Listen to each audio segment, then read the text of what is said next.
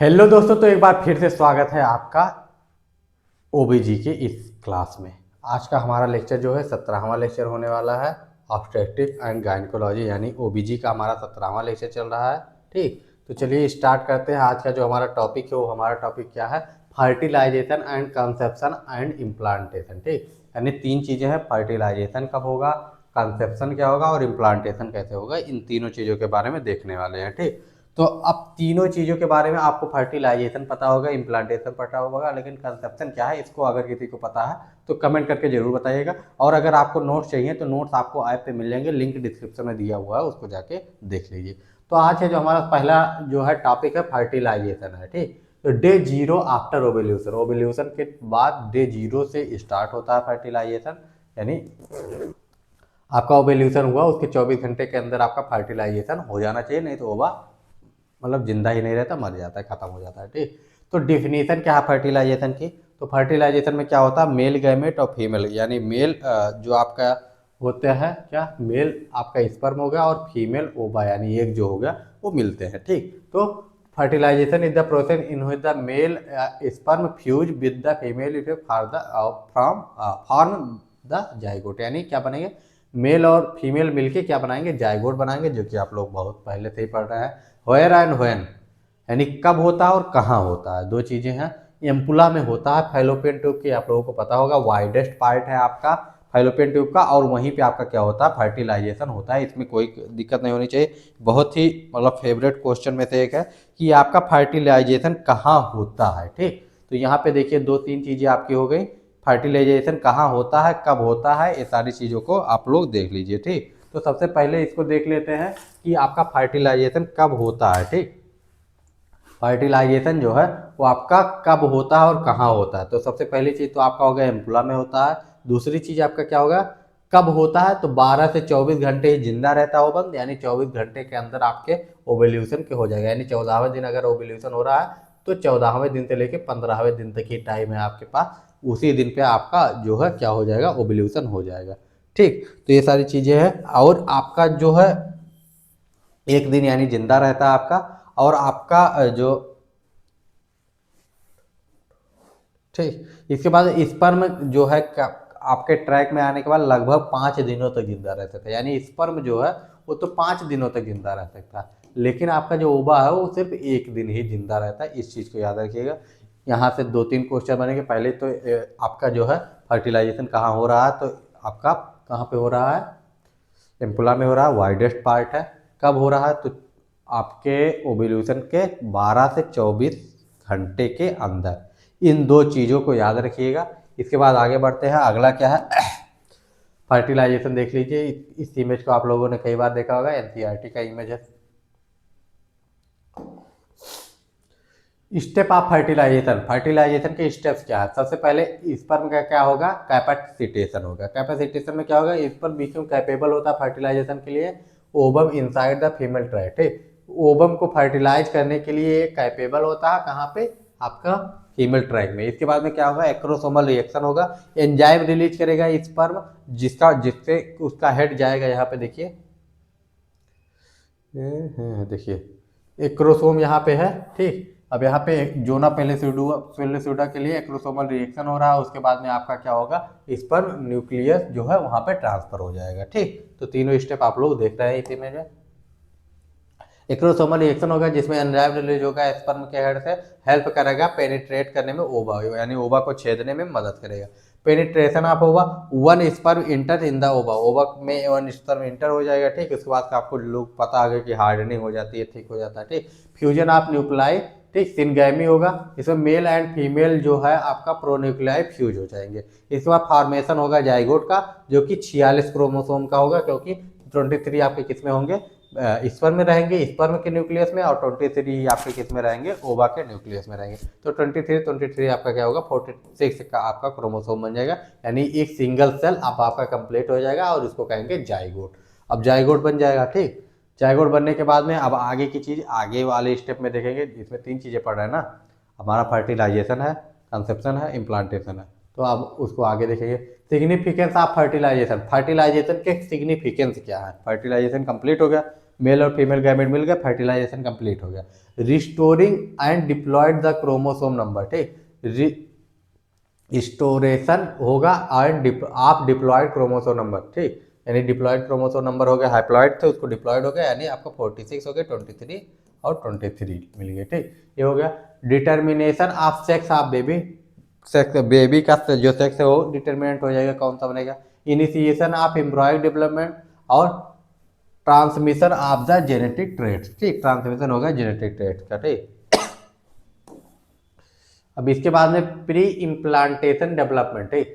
अब इम्प्लांटेशन के पहले क्या क्या चीजें डेवलप होंगी, तो इसमें क्या होगा, इसी को कंसेप्शन भी कहते हैं, ठीक, जो सेकंड स्टेप हमारा था। Usually refer the moment when the fertilisation happen creating the zygote, ठीक। तो फर्टिलाइजेशन जब हैपन होगा तो ये होगा, क्रिएटिंग करेगा, जाइगोट को क्रिएट करेगा।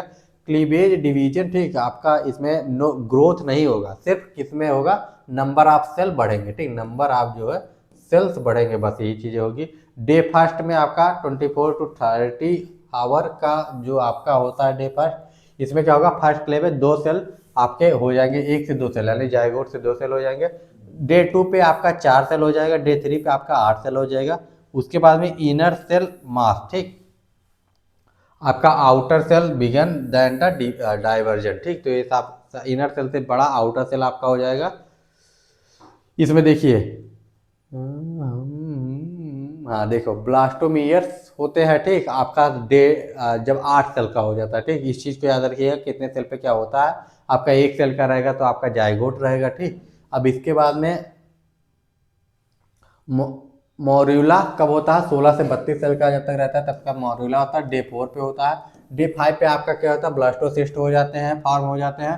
ट्रोफोब्लास्ट आउटर एपिथेलियम जो होता है will be chorionic and placenta component, ठीक, तो इसमें प्लेसेंटल कंपोनेंट होता है, बाद में प्लेसेंटा डेवलपमेंट जब पढ़ेंगे तो इसको देखेंगे कि क्या होता है, ठीक। इसके बाद में हमारा आता है इनर सेल मास जो होता है, इम्ब्रियोब्लास्ट विल बी इम्ब्रियो प्रॉपर, ठीक, इसमें आपका क्या होगा, एंड एमनियोक यॉर्क सेल एंड ये सारी चीजें आपकी इसमें होंगी। और ब्लास्टोसेल्स फ्लूइड जो होगा फिल्ड होगा, कैविटी होगा, ठीक। तो इनर सेल मास में आपका क्या होगा, आईसीएम जिसको कहते हैं या इम्ब्रियो ब्लास्ट जिसको कहते हैं, उसमें क्या होगा, will form the embryo proper. Embryo proper में क्या होगा, एमनियन होंगे, यॉर्क सेक होगा, बाय द एपीब्लास्ट या हाइपोब्लास्ट, ठीक। इसके बाद ब्लास्टोकॉइल में क्या होगा, फ्लूइड फिल्ड कैविटी होगी, ठीक, ये इसको क्या कहते हैं, ब्लास्टोकॉइल को फ्लूइड फिल्ड कैविटी कहते हैं। ट्रोफोब्लास्ट क्या होगा, आउटर एपिथेलियम होगा, इसमें को प्लेसेंटल कंपोनेंट होंगे आपका। और डे 5 में ब्लास्टोसिस्ट होंगे जो कि फार्म होगा। इन सारी चीज़ों को एक एक डाटा को आप लोगों को याद रखना है, इसमें इसको याद करने वाली चीज़ है और बाकी कुछ नहीं है, ठीक, यानी इसमें सारी चीज़ें जो है आपको क्या करनी पड़ेगी, याद ही करनी पड़ेंगे, ठीक। इसके बाद में हैचिंग क्या होता है, हैचिंग आपका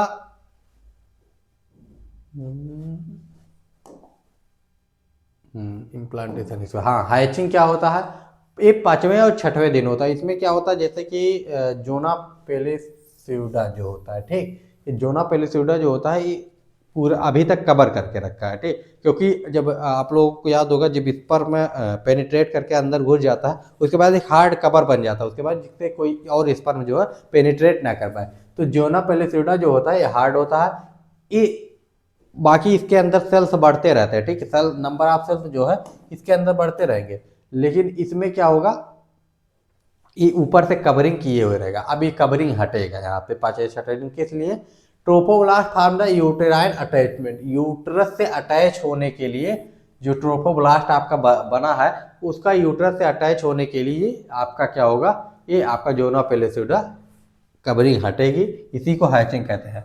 हैचिंग का मतलब एक तरीके से अंडे से ना, तो अंडे का जो कवर है जब तक मुर्गी अंदर जो है कि मुर्गी का अगर अंडा माना जाए तो अंदर जब तक मुर्गी पूरा प्रॉपर तरीके से डेवलप नहीं हो जाती तब तक वो कवर लगा होता है। तो वही चीज़ इसमें भी है, इसमें भी कवर लगा होता है, बाद में हटता है जब इसको किससे अटैच होना होता है, आपके उससे अटैच होना होता है आपकी यूट्राइन कैविटी से या यूटेराइन वाल से, ठीक। इसके बाद फैलोपियन अगर फेलियर टू, अगर ये जो खुलना है, जो उसका कवर है जोना पेलिस्यूडा का, अगर उसको खोलने में होता है तो इम्प्लांटेशन नहीं पाएगा, यानी अगर नहीं खुल पाता, खोलने में प्रॉब्लम होती है तो आपका नहीं हो पाएगा क्या, इम्प्लांटेशन, ठीक। अब इसके बाद हमारा इम्प्लांटेशन आ जाता है। इम्प्लांटेशन प्रोसेस क्या है, blastocyst attach to the embedded into the uterine endometrium. ठीक, ये प्रोसेस होता है जिसमें ब्लास्टोसिस्ट अटैच होता है टू अटैच होता है और इम्बेडेड होता है किसी यूट्राइन एंडोमेट्रियम से, यानी एंडोमेट्रियम लेयर जो यूट्राइन कैविटी का आपका एंडोमेट्रियम लेयर अंदर वाला है उसे अटैच होता है और इस्टेब्लिश करता है किसको, प्रेगनेंसी को इस्टेब्लिश करता है। यहाँ से प्रेगनेंसी स्टार्ट हो जाती है।